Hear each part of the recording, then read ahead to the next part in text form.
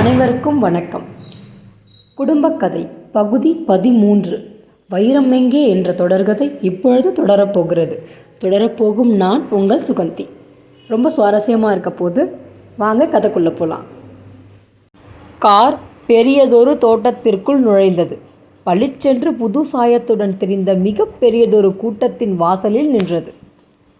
சில கோடி ரூபாய்களை விழுங்கிவிட்டு வானத்தை பார்த்து உயரமாக சில அடுக்கு மாடிகளுடன் நின்ற அந்த புது மருத்துவமனை சமீப காலத்தில்தான் அங்கே உருவாக்கி செயல்பட்டு ஹோட்டலில்தான் சாப்பிட ஒரு கூட்டம் என்றால் மருத்துவமனையில் கூடவா அனுமதியை தேடி இப்படி ஒரு கூட்டம்? தோட்டத்தில் இங்கும் அங்கும் கும்பலாக நின்றவர்களை கண்டு கங்கா பிரமித்து போனாள். வாசல் முன்னால் இருந்த பெரிய வரவேற்பு அறையை அடைத்து கொண்டிருந்த கண்ணாடி கதவையும் அதை காவல் செய்து நின்று கொண்டிருந்த காக்கி சீருடை காவலாளியையும் பார்த்த மாத்திரமே அவள் குடல் புரண்டு பீதி வயிற்றை கப்பிக்கொண்டது. தாயம்மாளுக்கு ஆஸ்பத்திரி என்றாலே பயம். கழுத்திலே ஸ்டெத்தஸ்கோப் மாலையுடன் வெள்ளை கோட்டில் பரபரவென்று உள்ளே வருவதும் போவதுமாக இருந்த இளம் வைத்தியர்களை, கஞ்சியில் முடப்பாகி நின்ற வெள்ளை சீருடையில் பாதணி சப்திக்க வேகமாக நடந்து உள்ளே சென்று கொண்டிருந்த நர்ஸ் பெண்களையும் வியப்பும் கலவரமுமாக பார்த்தபடி காரிலிருந்து மெல்ல இறங்கினாள். ரிசப்ஷன் மேஜைக்கு பின்னால் நின்று கொண்டிருந்த அழகிய தன் பார்வையை கண்ணாடி கதவு வழியே வெளியே செலுத்தினாள். அன்று காலையிலிருந்து அந்த படகுக்கார் பலரை சுமந்து கொண்டு வருவதும் போவதுமாக இருப்பதை அவள் கவனித்து கொண்டிருந்தாள். 3வது தளத்தின் முடிவிலிருந்த விஐபி தீவிர கண்காணிப்பு அறையில் தன் நினைவின்றி பலத்த காயத்துடன் படுக்கையில் கிடக்கும் நரேந்திரன் அவர்களின் கார் அது என்பதை புரிந்து கொண்டாள். வியாபார உலகில் பெரியதொரு புள்ளியாக இருக்க வேண்டும். மருத்துவமனையில் அனுமதித்த கொஞ்ச நேரத்திலேயே எத்தனை பேர்கள், எத்தனை கார்கள் வந்து கொண்டு போய்கொண்டும் இருக்கின்றது. அந்த படகு காரில் வந்து போன அவனது அலுவலக ஊழியர்கள் தான் எத்தனை பேர். சிலருக்கு நோய் நொடிகள் ஏற்படும் போது கூட ஒரு தனி ராசிதான். அவள் தாய் முற்றத்து பாசியில் வழுக்கி விழுந்து காலை ஒடித்து கொண்டு கட்டு போட்டு கொண்டு வீட்டோடு இருந்தபோது அவளை பார்க்க பக்கத்து வீட்டுக்காரியும் எதிர்த்து வீட்டு அம்மாளும் ஒரே ஒரு தடவை வந்து பார்த்தார்கள். அதற்கு பின் காலா செத்தாளா என்று கூட பார்க்க யாரும் கிடையாது. ஏழைகளுக்கு ஏற்படும் இடர்களை பற்றி யாருக்கும் அக்கறை இல்லை. பணக்காரர்களுக்கு பல்வலி வந்தால் கூட எத்தனை ஆர்ப்பாட்டம், எத்தனை சிகிச்சை, எத்தனை பார்வையாளர்கள். தனக்குள்ளே குமைத்தபடி வண்டியிலிருந்து இறங்கிய 2 பெண்களையும் ஊன்றி பார்த்தாள். கொஞ்சம் வயதானவள் போல தெரிந்த அந்த பெண் நரேந்திரன் வீட்டு வேலைக்காரி என்பதில் சந்தேகமே இல்லை. எஜமானை பார்க்க அவசரமாக எண்ணெய் தடவி தலையை வாரிக்கொண்டு கொடியில் காய வைத்த சேலையை சுருக்கம் களையாது அப்படியே அணிந்து கொண்டு வந்திருக்கிறாள். நெற்றியில் அப்பிக் கொண்டிருந்த குங்குமத்துடன் வியர்வை தலையில் பூசியிருந்த எண்ணெயும் கலந்து புருவங்களுக்கிடையே மூக்கின் மீது வழிந்து கொண்டிருந்தது. அவள் பக்கத்தில் ஒடிசலாக உயரமாக பார்க்க லட்சணமாக தெரிபவள் உறவுக்காரியோ? இருக்க முடியாது. வேலைக்காரியுடன் வந்து இறங்கிய அந்த பெண் வீட்டு சமையல்காரியாக இருக்க வேண்டும். இடையில் வாயில் புடவையும் கழுத்தில் தாலி சரடும் கையில் கண்ணாடி வளையலும் நெற்றியில் நிறைந்த குங்குமமாக நிற்கும் அவள் நரேந்திரன் போன்ற பெரிய மனிதனுக்கு ஏழை உறவுக்காரியோ? சற்று முன் பூரணி, அவளது கணவன் மற்றும் யோகநாதன் முதலியோர் காரில் வந்து இறங்கிய போது அவர்களிடம் முத்துப்பற்கள் காட்டி பேசிய அவள் பணிவோடு பதில் சொன்னாள். ஆனால் இந்த இருவரையும் பார்க்கும்பொழுது கொஞ்சம் அசட்டையாகத்தான் இருந்தது. உலகத்து மேனேஜரிலிருந்து வீட்டு தோட்டக்காரன் வரை பார்க்க வந்தவர்களுக்கு பதில் சொல்லி போலியாக புன்னகைத்து அவளுக்கு தாடையே வலித்து போயிருந்தது. கண்ணாடி கதவை திறந்து கொண்டு மேஜை முன் வந்து நின்றவர்களை பாராதது போல ஒரு ஃபைலை புரட்டி கொண்டிருந்தாள். திரு நரேந்திரன் அவர்கள் காயமுற்று இங்கே அனுமதிக்கப்பட்டிருக்கிறார் என்று கேள்விப்பட்டோம். அவரை பார்க்க வந்திருக்கிறோம். கங்கா பேசுவதற்குள் திணறி போனாள். எந்த நரேந்திரனை கேட்குறீங்க? தலை நிமிராது ஃபைலையே பார்த்து கொண்டிருந்தார் ரிசப்ஷன் பெண். இருந்து அனுமதிக்கப்பட்டிருக்கும் நரேந்திரன் ரியல் எஸ்டேட் என்ற கம்பெனியின் முதலாளி திரு கே நரேந்திரன் என்பவரை பார்க்கணும், படபடவென்று சொன்னாள் கங்கா. காலையிலிருந்து அவரை பார்க்க எத்தனை பேர் வந்துட்டாங்க. டாக்டர்கள் இப்போ தங்கள் ரவுண்டுக்கு வர்ற நேரம். அனாவசியமாக அறைக்குள் முன்னே கூட்டம் போடாதீங்க, கோபிச்சிக்காதீங்க. சாயங்காலம் பார்வையாளர் நேரத்தில் வாங்க என்றால் அதட்டலாக. கங்காவுக்கு துக்கம் பொங்கி தொண்டை அடைத்தது. யார் இவள்? அவளது கணவரை பார்க்கக்கூடாது என்று தடை உத்தரவு போடுகிறாள். அவள் தந்தை மருத்துவமனையில் இருந்ததனால் ஏற்பட்ட அனுபவம் அவளுக்கு நிறையவே இருந்தது. அதனால் அவளுக்கு சில சட்ட திட்டங்கள் தெரியும். டாக்டர் ரொம்ப வேண்டியவங்கள உள்ளே அனுமதிக்க மாட்டேன்னு சொல்ல மாட்டாங்களே, அவசர கேஸ்னா கூட யாராவது கூட இருக்கிறதுக்கு ஒத்துக்குவாங்களே அப்படின்னு அவ சொல்ல, நீங்க நரேந்திரன் அவர்களுக்கு எந்த விதத்தில் வேண்டியவர்கள்? வெடுக்கென்று அந்த பெண் ஏளனமாக கேட்டபொழுது கங்கா அவமானத்தில் முகம் சிவந்து போனாள். நான் அவரது மனைவி என்று கூறிவிட்டு வெட்டி விடுவதைப் போல அந்த பெண்ணை கோபத்துடன் வெறித்தாள். நீங்களா அவரது மனைவி? என்ன கதை இது என்று ஏளனமாக கேட்க வாயை திறந்தவள் லிப்டிலிருந்து வெளிவந்த யோகநாதனை பார்த்து நிறுத்தி கொண்டாள். அம்மா வந்துட்டீங்களா? நானே நேரா வந்து கூட்டிக்கொண்டு வரணும்னு நினச்சேன். இங்கே கவனிக்க வேண்டிய வேலைகள் ரொம்ப இருந்ததால முடியல. மன்னிக்கணும். இப்படி வாங்கோ தாயம்மா, நீயும் கூட வா என்று அவர்கள் அழைத்தபோது அந்த பெண் அதை கேட்டு திடுக்கிட்டு போனாள். உண்மையில் இந்த ஏழை பெண்ணா நரேந்திரனது மனைவி? அதற்கு மேல் அவளுக்கு சிந்திக்க பொழுது இருக்கவில்லை. மற்ற நோயாளிகளைப் பற்றி விவரம் அறிய வந்து கொண்டிருந்தவர்களுக்கு பதில் அளிக்கவும் ஓயாது ஒலித்த தொலைபேசியை எடுத்து பதில் சொல்லவுமே அவளுக்கு சரியாக இருந்தது. இருக்க வேண்டிய இடத்தில் இருந்தால்தானே உறவுக்கு மதிப்புண்டு. சிவகாமி அம்மாள் வீட்டில் வேலைக்காரியாக உழன்று கொண்டிருந்த அவளை பிரபல தொழிலதிபர் நரேந்திரன் மனைவி என்று சொன்னால் எப்படி நம்புவார்கள்? தன்னுள்ளே சொல்லிக்கொண்டு யோகநாதனை பின்தொடர்ந்தாள் கங்கா. 3வது தளத்தில் இறங்கி மெல்ல வராந்தாவில் நடந்தார்கள் அவர்கள். தாயம்மா, ஐயாவை பார்த்து எரிஞ்சு அழுது கலாட்டா பண்ணக்கூடாது. டாக்டர்கள் வர்ற நேரம். ஒரு 5 நிமிஷம் பார்த்துட்டு நீ போய் காரில் உட்காந்துக்கோ, தெரிஞ்சுதா? யோகநாதன் மெல்ல கூறினான். தாயம்மாள் தலையை ஆட்டியபடி பின்னால் மெல்ல நடந்தாள். வராந்தாவில் ஒரு புறம் காத்து கொண்டிருந்த பூரணி ஓடி வந்து கங்காவை அணைத்து கொண்டாள். அண்ணி, நமக்கு போதாத காலம். இல்லாட்டா இப்படி ஒரு விபத்து ஏற்பட்டிருக்குமா? அண்ணன் கிடக்கிற கோலத்தை பார்த்தா முடியாது விசும்பினாள். வராந்தாவில் பலத்த காலடி ஓசை கேட்டபோது பூரணி விலகி கொண்டு கண்களை துடைத்து கொண்டு நகர்ந்து தன் கணவன் அருகே நின்று கொண்டாள். மருத்துவமனையின் தலைவர் தனது உதவி டாக்டர்களும் நர்ஸுகளும் நரேந்திரனை பார்க்க வந்து கொண்டிருந்தனர். யோகநாதனை பார்த்து தலையசைத்துவிட்டு டாக்டர் தனது குழுவுடன் உள்ளே சென்றார். அரை மணி நேரத்திற்கு மேலானது. கங்கா நெஞ்சு படபடக்க டாக்டர் என்ன சொல்லப் போகிறாரோ என்று கிளியுடன் நின்று கொண்டிருந்தாள். ஒரு நர்ஸ் கதவை திறந்து எட்டி பார்த்து யோகநாதனை உள்ளே அழைத்தாள். சிறிது பொழுதில் கங்காவையும் உள்ளே வருமாறு கூப்பிட்டாள். பெரிதாக தெரிந்த அறையின் மத்தியில் கிடந்த கட்டிலின் மீது வெள்ளை விரிப்பின் மேல் தலையில் பலத்த கட்டுடன் தன் நினைவின்றி நரேந்திரன் கிடந்தான். கைமடக்கில் ரப்பர் குழாய் மூலம் குளுக்கோஸ் துளி துளியாக சென்று கொண்டிருந்தது. கட்டிலின் தலைமாட்டில் பக்கத்திலும் ஏகப்பட்ட பரிசோதனை சாதனங்கள் இருந்தது. அதை இதய துடிப்பையும் பார்த்தபோது அவன் திகைப்பும் துயரமும் மேலிட்டு நடுங்கி போய் விட்டாள் கங்கா. அவள் தந்தை நோய்வாய்ப்பட்டு கொண்டு ஆஸ்பத்திரியில் இருந்தபோது பல தடபுடல் சிகிச்சைகள் நடந்தன. ஆனால் இத்தனை அமர்க்களப்படவில்லை. நரேந்திரனுக்கு ஏற்பட்டிருக்கும் காயம் மிக பலமானதாக உள்ளதோ, அவரை குணப்படுத்துவது கடினம் என டாக்டர்கள் பயப்படுகிறார்களோ, ஏதாவது செய்து பார்க்கலாம் என்ற எண்ணத்துடன் தான் இந்த பலத்த சிகிச்சை முறைகளை அபியாசிக்கிறார்களோ. எனக்கு கணவன் என்ற உறவு இல்லாவிட்டாலும் ஆனந்தனுக்கு தந்தையாக இவர் வாழ அருள்பாவிக்க வேண்டும் கடவுளே, கருணை செய்யும் என பலவும் எண்ணி கண்களில் நீர் புரள துயரத்தில் திணறிக் கொண்டிருந்தாள் கங்கா. ஏம்மா, நீங்க தானே இவர் மனைவி? சிறிது சந்தேகத்துடன் தலைமை டாக்டர் அவளை ஏற இறங்க பார்த்தபோது உடல் குறுகி போனாள். மௌனமாக தலையசைத்தாள். அப்பொழுது விஷயத்தை உங்களிடமே சொல்ல வேண்டியது என் கடமை. இவருக்கு ஏற்பட்ட விபத்தில் தலையில் பலத்த அடி ஏற்பட்டிருக்கிறது. உடம்பில் அங்கும் இங்கும் ஏற்பட்ட சிராய்ப்பு காயத்தை பற்றி கவலை இல்லை.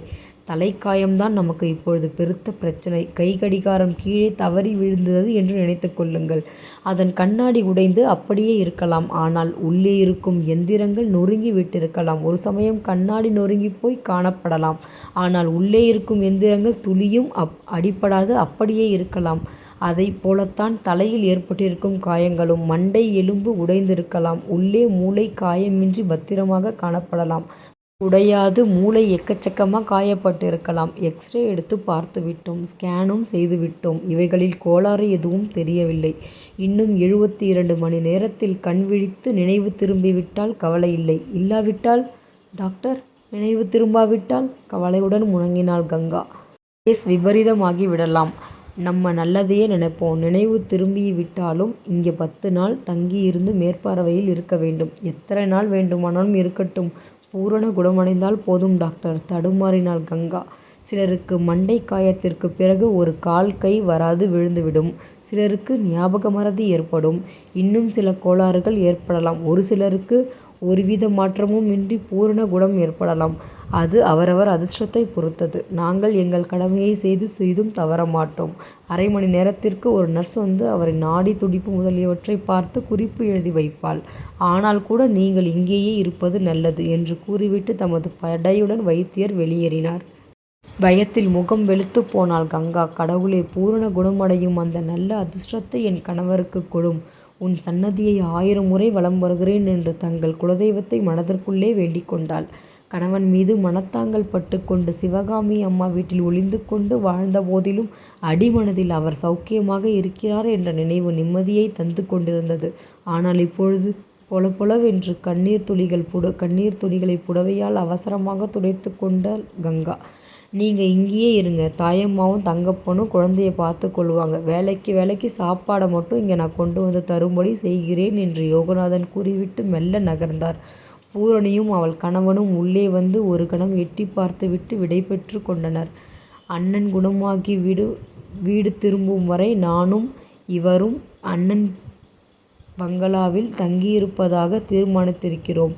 ஆனந்தனை பற்றி கவலையே விடுங்க, நான் கவனித்துக் கொள்கிறேன். நீங்கள் அண்ணனுடன் இங்கேயே இருந்து பார்த்து கொள்ளுங்கள் என்று கூறிவிட்டு மெல்ல வெளியேறிவிட்டாள் பூரணி. கதவை சாத்திவிட்டு கட்டிலருகே வந்தாள் கங்கா. தன் நினைவே தெரியாது கிடந்த நரேந்திரனை பார்க்க பார்க்க அவளால் கட்டுப்படுத்த முடியவில்லை. நரேன், எனக்கு உங்கள் மேல் கோபம் எதுவும் இல்லை. நான் மறந்து விட்டேன் நடந்ததெல்லாத்தையும். ஆனந்தனுக்காக நீங்கள் உயிர் பெற்று வாழணும். கட்டாயம் அவனுக்காக நீங்கள் வாழணும் நரேன். நரேன், கொஞ்சம் கண்ணை முழிச்சு பாருங்க நரேன் என்று மெல்லிய குரலில் புலம்பியபடி அந்த கட்டிலின் காலை பிடித்து கொண்டு உட்கார்ந்தாள். உடல் குலுங்கி குலுங்கி அழுதாள். அம்மாவை பிடிக்குமா அப்பாவை பிடிக்குமா என்று சிறு குழந்தையை வேடிக்கையாக கேட்பது போல அம்மாவையும் பிடிக்கும் அப்பாவையும் பிடிக்கும் என்றுதான் குழந்தை பதில் சொல்லும். யாரை விடுவது யாரை ஏற்றுக்கொள்வது என்று புரியாத குழப்பம். அந்த மாதிரியானதொரு உணர்ச்சி போராட்டத்தில் கங்கா ஊசலாடி கொண்டிருந்தாள். பழக்கமில்லாத தாயம்மாள் பூரணி இருவருமே தங்கியிருக்க பிரியமின்றி அழுது அடம் செய்து கொண்டு கண்கள் சிவந்து முகம் உப்பி தூங்க மறுத்த ஆனந்தனின் நிலையை கற்பனை செய்து பார்த்தபொழுது அவளின் தாயுள்ளம் தத்தளித்தது. உடனேயே நரேந்திரன் பங்களாவுக்கு ஓடிச் சென்று அரை தூக்கத்திலிருந்து விசும்பிக் கொண்டிருக்கும் தன் பிள்ளையை வாரி அணைத்து கொள்ள வேண்டும் என்று தாபம் அவளுக்கு. தன் நினைவே இன்றி மிகவும் அபாயமான நிலையில் இருக்கும் கணவனை பார்த்தபொழுது டாக்டர் வைத்திருக்கும் 72 மணி நேர கெடுவில் விபரீதம் ஏதும் ஏற்படாது. அவன் குணமடைய வேண்டுமே என்றதொரு நிலையில் மனம் நிலை கொள்ளாது தவித்தது. பிள்ளையா கணவனா என்று அவளது உணர்வு நிதானிக்க முடியாது அலை பாய்ந்தது. நாடி துடிப்பு இத்தியாதிகளை குறித்து வைக்க உள்ளே நர்ஸு நுழைந்ததும் சட்டென்று தன்னை சமாளித்து கொண்டு எழுந்து நின்றாள் கங்கா. என்னம்மா, இப்படி அழுதுகிட்டு இருந்தா யாருக்கு லாபம்? இவரை கவனித்து கொள்ள வந்திருக்கும் நீங்கள் தைரியமாக இருக்க வேண்டாமா? கொஞ்சம் தள்ளி நில்லுங்க, என் வேலையை நான் கவனிக்கணும் என்று மெல்லிய குரலில் அதட்டினாள். வெட்கத்துடன் தன் கண்ணீரை புடவை தலைப்பில் கங்கா துடைத்து கொண்டாள். வீட்டுக்கு ஒரு ஃபோன் செய்யணும். எங்கே போனால் தொலைபேசி கிடைக்கும்னு சொல்ல முடியுமா அம்மா? கங்கா குழைவாக கேட்டாள். சீக்கிரம் வந்துடுங்க, நான் இங்கே வெகு நேரம் காத்துக்கிட்டு இருக்க முடியாது. பக்கத்து அறை நோயாளி மாரடைப்பு கேஸு, அவரையும் நான் தான் கவனிக்கணும்.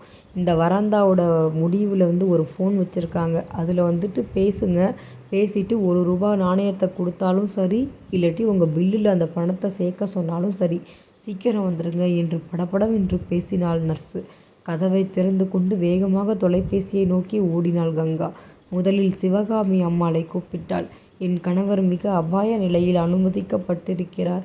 அருகே இருந்து யாராவது கவனித்து கொள்ள வேண்டிய நிலை. அதனால் நான் வீடு திரும்ப முடியாமல் இங்கேயே இருக்கிறேன். மன்னிச்சுக்கோங்க என்றாள்.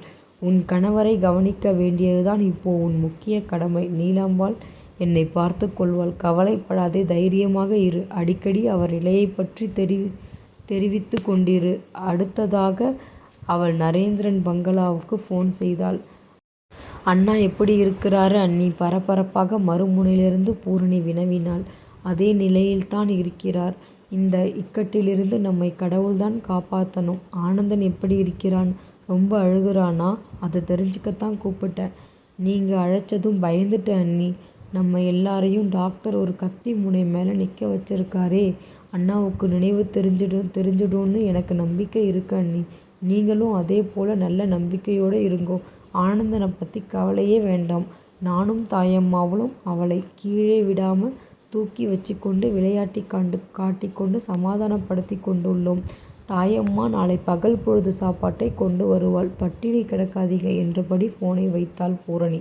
குழந்தையை நினைத்த பொழுது நெஞ்சில் பாறாங்கல் அழுத்துவது போன்றதொரு வேதனை. ஆமாம், ஒரு சில மணி நேரம் பிரிந்து இருக்கும்பொழுதே இப்படி மனம் தவிக்கிறதே. நரேந்திரனிடம் நிரந்தரமாக மகனை ஒப்படைத்துவிட்டு அவள் எப்படி வாழப்போகிறாள்? 2 ரூபாய் தாளை தன் பர்சிலிருந்து எடுத்து அலுவலக ஊழியரிடம் கொடுத்துவிட்டு வேகமாக அறைக்கு திரும்பினாள். என் வேலையும் முடிஞ்சுவிட்டது, நான் கிளம்புகிறேன் என்றபடி நர்ஸ் கதவை தள்ளி திறந்துவிட்டு நகர்ந்து விட்டாள். அசையாது பொம்மை போல படுக்கை மீது கண்களை மூடியபடி கிடந்த கணவனை பார்த்தபோது இதயம் கூத்தலாடி விடும் போல வேதனையில் துடித்தது. நினைவு வந்து கொஞ்சம் கண்களை திறந்து பார்க்க மாட்டாரா என்ற ஆவலுடன் அவனை முகத்தையே பார்த்து கொண்டு உட்கார்ந்தவன் கண்கள் பூத்து போயின. உள்ளே அடிக்கடி வந்து நாடி பார்த்து கொண்டு ரப்பர் குழாய்களை சரி செய்து விட்டு போன நர்ஸ் பெண்ணிடமோ, மணிக்கொரு தடவை வந்து இதய துடிப்பை பரிசோதனை செய்து விட்டு போகும் இளம் டாக்டரிடமோ அவள் எதுவுமே கேட்க முடியவில்லை. எப்படி இருக்கிறார் அம்மா என்று பகல் பணிக்காக புதிதாக உள்ளே வந்த நர்ஸ் பெண்ணிடம் கேட்டபோது அவள் பட்டென்று பதிலளித்தாள். இன்னும் 72 மணி நேரம் போனால்தான் சொல்ல முடியும். டாக்டர் சொல்லிட்டாரே. சும்மா எங்களை கேட்டா அழுத்து கொண்டாள் அவள். வரக்கூடாத துன்பம் வந்துவிட்டால் அனுபவிக்க வேண்டிய சிரமங்களை எல்லாம் பாராட்டவே கூடாது என்பது அவள் தந்தை நோயாளியாக மருத்துவமனையில் இருந்தபோதே அவளுக்கு ஏற்பட்டிருந்த அனுபவம்தான். ஆனாலும் பாழும் மனம் கேட்கவில்லை. சட்டென்று நிலையை தெரிந்து கொள்ள வேண்டுமென்று மனம் பரிதவித்தது. பொறுமையாக இருங்கம்மா என்று புன்னகைத்துவிட்டு நர்ஸ் வெளியேறிவிட்டாள். சிறிது பொழுதில் தாயம்மாள் பகல் உணவை டிஃபனில் கொண்டு வந்து கொடுத்தாள். முன்னரை போன்ற அமைப்பில் அமர்ந்து தட்டில் தாயம்மாள் பரிமாறிய உணவை கையால் தொடக்கூட கங்காவுக்கு பிடிக்கவில்லை. வயிறு பசித்தது. ஆனால் குழம்பை கலந்து பிசைந்து வாயில் போட்டு கொண்டு சட்டென்று நெஞ்சில் இறங்க மறுத்தது. கூஜாவில் இருந்த தண்ணீரை டம்ளரில் ஊற்றி குடித்துவிட்டு எழுந்தாள். என்னம்மா இது? அவரை கவனிச்சிக்க உடம்புல தெம்பு கொஞ்சம் வேணாமா? இப்படி பட்டினி கிடந்தா? தாயம்மாள் அன்புடன் கண்டித்து கொண்டாள். என்னை வற்புறுத்தாத. என் மனநிலை இப்போ என்னால் சாப்பிட முடியல. கண்ணை சிறிது நேரம் மூடிக்கொண்டு ஓய்வாக இருக்க முடியல. என்ன பாவம் செஞ்சேனோ இப்படி தவிக்கிறேன். பேச முடியாது திணறினாள். எஜமானி என்ற உறவை ஒதுக்கிவிட்டு தாயம்மாள் அருகில் வந்து அவளை அன்புடன் அணைத்து கொண்டாள். கலைந்து நெற்றியில் புரண்ட கூந்தலை ஒதுக்கிவிட்டாள். கண்களிலிருந்து கன்னங்களில் உருண்டு ஓடிய கண்ணீர் துணிகளை துடைத்து விட்டாள். அம்மா கொஞ்சம் 2 நாளைக்கு எப்படியாவது தைரியத்தை வரவழைச்சிக்கிட்டு பல்ல கடிச்சிக்கிட்டு இருந்துக்கோங்க. 3வது நாள் பாருங்க, கண்ணை முழிச்சிட்டு உங்களை கூப்பிட போறாரு. எனக்கு நம்பிக்கை இருக்குமா, கவலைப்படாமல் இருங்கம்மா என்று அனுசரணையாக பேசிவிட்டு பாத்திரங்களை சேகரித்து கொண்டு புறப்பட்டாள். கட்டிலின் அருகே கிடந்த நாற்காலியில் உட்கார்ந்து கொண்டு தன் கைப்பையில் எப்பொழுதுமே வைத்து கொண்டிருக்கும் கந்தசஷ்டி கவசம் என்னும் புத்தகத்தை எடுத்து திறந்து வாசிக்கத் தொடங்கினாள். எத்தனை தடவை அதை படித்து முடித்திருப்பாளோ அவளுக்கே தெரியாது. ஆரிய தடந்தோள் வாழ்க, ஆறுமுகம் வாழ்க, வெற்பை கூறு செய்தணிவேல் வாழ்க. இன்னும் சில வரிகளை அவள் சொல்லி முடிக்க அதில் உள்ள வாழ்த்து பாடலை தனக்குள்ளே பிரார்த்தித்தபடி புத்தகத்தை மூடி பைக்குள் வைப்பதற்குள் கதவை திறந்து கொண்டு உள்ளே யோகநாதன் வந்தார். பொழுது அமிழ்ந்து கொண்டிருந்த நேரம். பார்வையாளர்கள் வந்து போக வேண்டிய கடைசி காலகட்டம். இன்னும் கொஞ்சம் நேரத்திற்கு பிறகுதான் டாக்டர் தனது ரவுண்டுக்கு மறுபடியும் வருவார். அதற்குள் நீங்க வீட்டுக்கு போய் கொஞ்சம் ஓய்வு எடுத்துக்கொண்டு நாளை காலை குளியலுக்கு பின் உடுத்த தேவைப்படுவதை எடுத்து கொண்டு வாருங்கள். அதுவரை நான் இவரை பார்த்து கொள்கிறேன் என்றாள். ஒரு கணம் தயங்கினாள் கங்கா. வீட்டிற்கு போனால் குழந்தையை கொஞ்சம் தூக்கி வைத்து கொஞ்சிவிட்டு வர முடியுமே என்றதொரு ஆசை. இன்னொரு புறம் யோகநாதன் பத்திரமாக பார்த்து கொள்வார் என்ற நினைவில் கிளம்பினாள். தாயை கண்டதும் தத்தி நடந்தபடி உரத்த குரலில் அழுத சிறுவனை கை நீட்டி வாரி அணைத்து கொண்டு கண்கலங்கி போனாள். இது என்ன சோதனை அவளுக்கு? ஒரு பக்கம் நினைவே இல்லாது கிடக்கும் கணவனின் பரிதாப நிலை, இன்னொரு புறம் தாயை பிரிந்து துடிக்கும் குழந்தையின் அழுகை. முகத்தை கழுவி துடைத்து முடியை வாரிக்கொண்டு நெற்றியில் பெரிதாக பொட்டொன்றை வைத்து கொண்டாள். கண்ணாடி பிரதிபலித்த அவளது முகம் அவளுக்கே அடையாளம் தெரியாத வகையில் சோகம் கப்பிக்கொண்டு வித்தியாசமாக இருந்தது. மருத்துவமனையில் அவள் தொடர்ந்து 1 வாரம் தங்கியிருக்க தேவைப்பட்ட ஆடைகளை தன் பெட்டியில் வைத்து அடக்கிக் கொண்டு சோப்பு சீப்பு இத்தியாசங்களை மறக்காது அதில் போட்டுக்கொண்டு தாயம்மாள் தயாரித்து தந்த காஃபியை சாப்பிட்டுவிட்டு பூரணியிடம் ஒரு சில நிமிடங்கள் பேசிவிட்டு குழந்தை காணாத சமயம் எதையோ திருடிவிட்டு ஓடியவள் போல தன் காரில் ஏறி உட்கார்ந்து கொண்டாள். கார் பங்களாவை விட்டு நகர்ந்த போது உள்ளே இருந்து வந்த ஆனந்தனின் ஓலக்குரல் அவள் மனதை நொறுக்கி பிழிந்தது. நெஞ்சை அடைத்த உணர்வை விழுங்கிக் கொண்டு அவள் விரைவாக மருத்துவமனைக்கு திரும்பிவிட்டாள். அதற்குள் அறையில் டாக்டர்களும் நர்ஸுகளும் நிரம்பி விட்டிருந்தனர். யோகநாதனும் அவளும் வராந்தாவின் கைப்பிடி சுவரின் மீது சாய்ந்தபடி நின்று கொண்டிருந்தனர். வெளியே வந்து பெரிய டாக்டர் அவளை பார்த்து மெலிதாக முறுவலிட்டார். வேகமாக நடந்து போய்விட்டார். பின்னால் அவரை துரத்தியபடி யோகநாதன் சென்றபோது செய்தி எதுவும் கிடைக்கவில்லை. என்னம்மா சொல்லுவார்கள்? அவர்களால் முடிந்தவரை வைத்தியம் செய்கிறார்கள். மீதி நம் அதிர்ஷ்டத்தை பொறுத்துதான் இருக்கு என்று முனகினார். அவர் விடை கொன்றுவிட்டு போனதும் அறைக்குள் மெலிதாக எரிந்த விளக்கொளியில் கணவனை உற்று பார்த்தாள். வேண்டுமென்றே அப்பா செய்த தவறினால் அந்த வைரப்பிள்ளையாரை தாமே எடுத்து கொண்டுவிட பேராசையால் அவளது வாழ்க்கை எத்தனை துயரமாக பாழடைந்து விட்டது. அப்பாவின் கடிதத்தை படித்து கங்கா குற்றமற்றவள் என்பதை தெரிவித்து கொள்ளவாவது பகவான் அவருக்கு உயிர் பிச்சை தந்தருள மாட்டாரா எண்ணி உருகி கண் கலங்கியபடி ஏக்கத்துடன் அவன் அருகே அமர்ந்திருந்தாள். இரவில் அருகிலிருந்த சோபாவின் மீது சரிந்து கொண்டு களைப்பை ஆற்றி கண்களை மூடிய போதிலும் ஒரு சிறு சத்தம் கேட்டாலும் சட்டென்று விழித்து கொண்டு எழுந்து சென்று அவனை உன்னிப்பாக பார்த்தாள். மூச்சு விடுகிறாரா என்று பலமுறை அருகில் நின்றபடி நெஞ்சு படபடக்க பார்த்தபடி இருப்பது அவளுக்கு பழகிவிட்டது.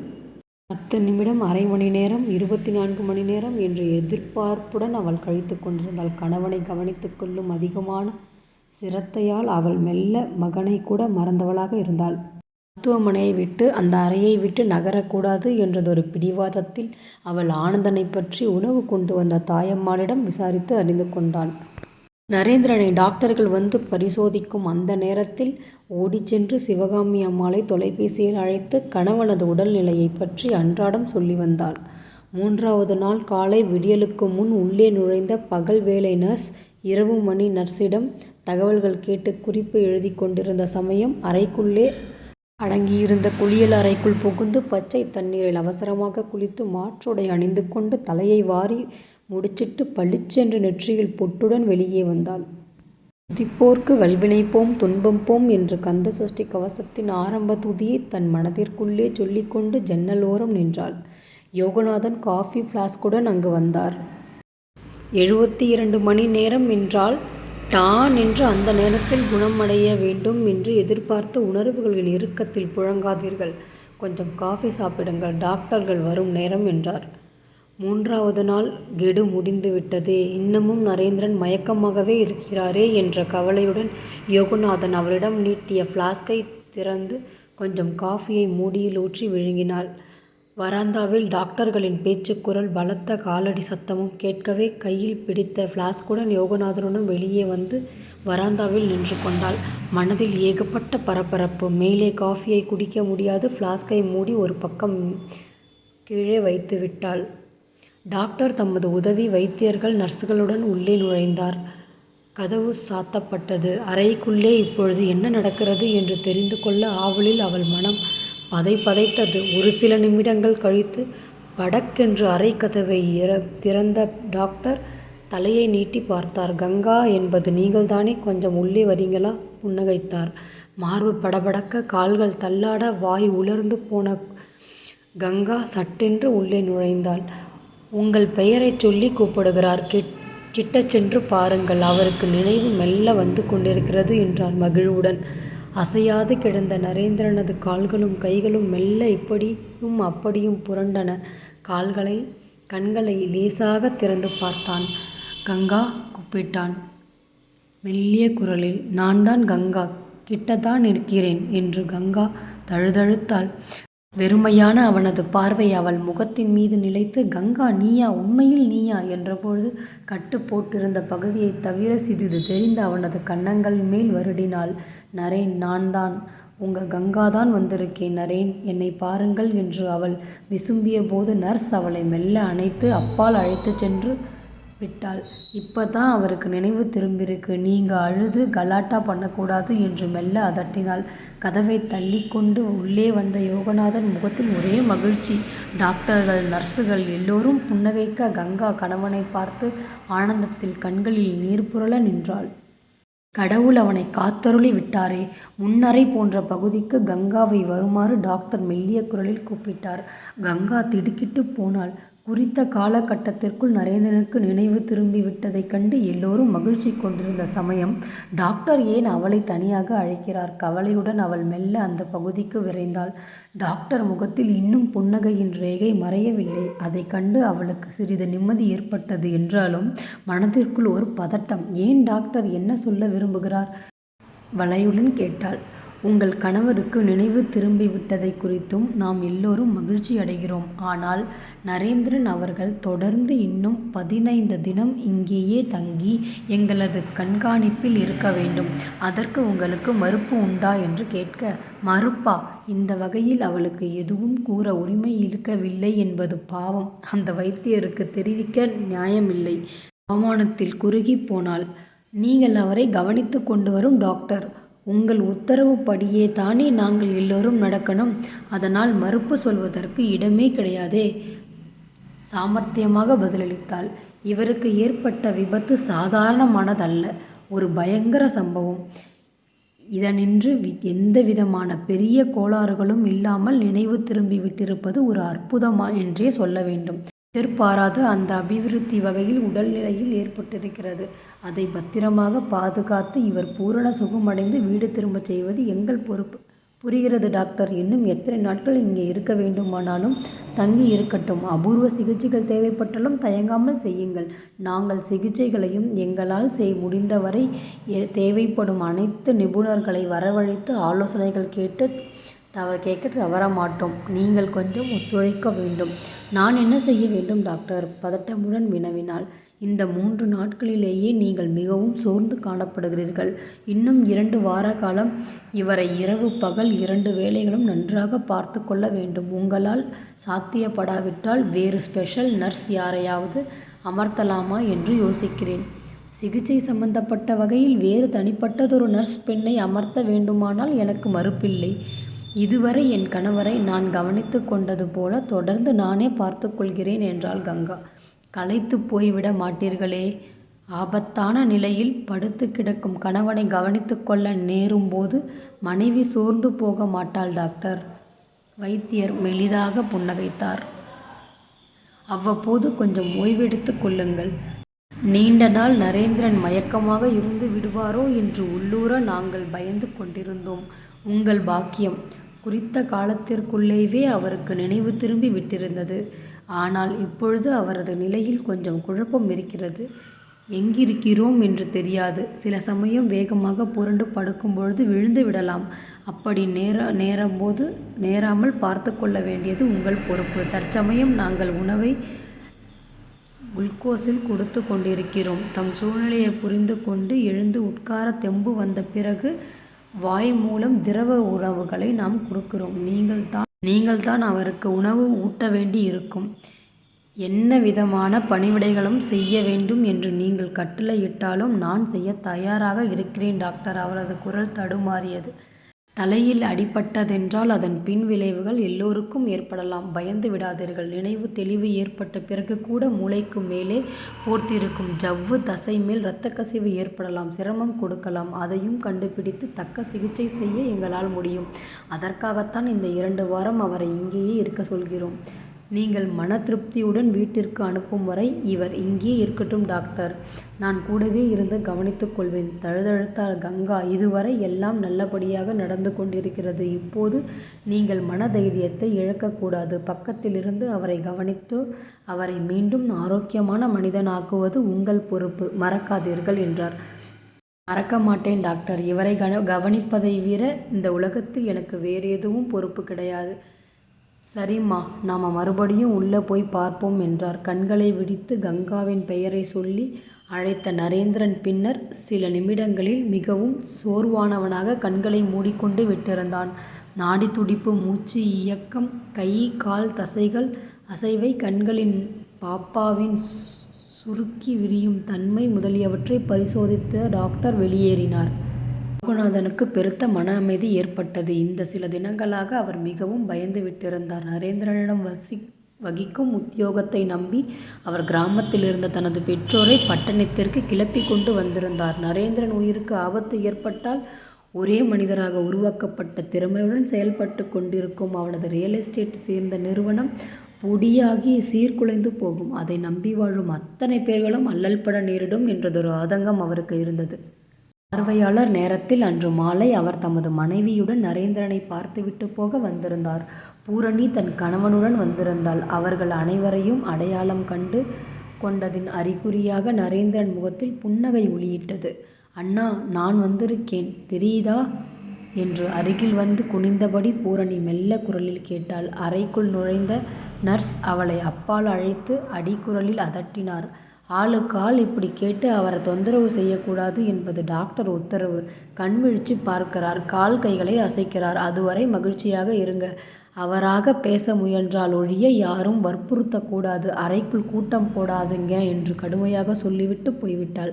அவளது எச்சரிப்புக்கு பின் யாருமே அங்கு நிற்க துணிவில்லை. சில நிமிடம் மௌனமாக நின்று பார்த்துவிட்டு அனைவரும் வெளியே வந்தனர். அவர்களை பின்தொடர்ந்து கங்கா யோகநாதன் அருகில் வந்து கவலையுடன் கேட்டாள்.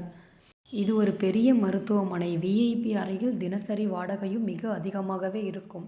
மேலே தீவிர சிகிச்சை முறை நடக்கிறது. இவைகளும் செலவு எக்கச்சக்கமாகவே இருக்கும். பணம் போதாவிட்டால் என்ன செய்வீங்க? சம்பாதிக்கிற மனுஷனே படுத்து கிடக்கிறாரே. பணம் தேவைப்பட்டால் நான் கொடுத்து உதவலான்னு நினைக்கிறேன். என்னம்மா சொல்கிறீங்க? அன்புடன் கேட்டார் யோகநாதன். கங்கா மிகவும் தாழ்வான குரலில், அவருக்கு மட்டும் கேட்கும் குரலில் பேசினாள். எங்கள் கல்யாணத்தின் பொழுது எனக்கு என் கணவர் விலை உயர்ந்த வைர நகைகள் சிலவற்றை பரிசாக தந்தார். அத்தனையும் என் வங்கி லாக்கரில் இருக்கிறது. அத்துடன் என் தாயின் நகைகள் சிலவும் இருக்கு. என் தந்தை போட்டு போன கொஞ்சம் பணமும் வங்கியில் இருக்கு. வைத்திய செலவை சமாளிக்க முடியாவிட்டால் என்னிடம் சொல்லுங்கோ.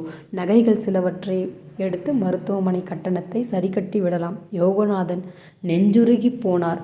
தாம் பெற்ற மகளை பார்ப்பது போல பரிவுடன் அவளை நோக்கினார். நரேந்திரன் தானே விரும்பி திருமணம் செய்து கொண்ட அந்த பெண்ணை என்ன காரணத்தினாலோ மிகவும் அவமானப்படுத்தி ஒதுக்கி வைத்து விட்டிருந்தான். அப்படி இருந்தும் கணவனுக்கு ஆபத்து என்றதும் கலங்கி போய் கண்ணீர் வழிய ஓடோடி வந்து விட்டிருந்தாள். இப்பொழுது தன் நகைகள் அனைத்தையும் விற்று அவனுக்கு சிகிச்சை செய்ய தயாராக இருக்கிறாள். இந்த நாட்டு பெண்கள் அனைவரும் கண்ணகியின் பரம்பரை என்பதில் சந்தேகமேது? அவர் நெஞ்சை துயரமும் இரக்கமும் என்னவோ செய்தன. கவலைப்படாதீங்கம்மா.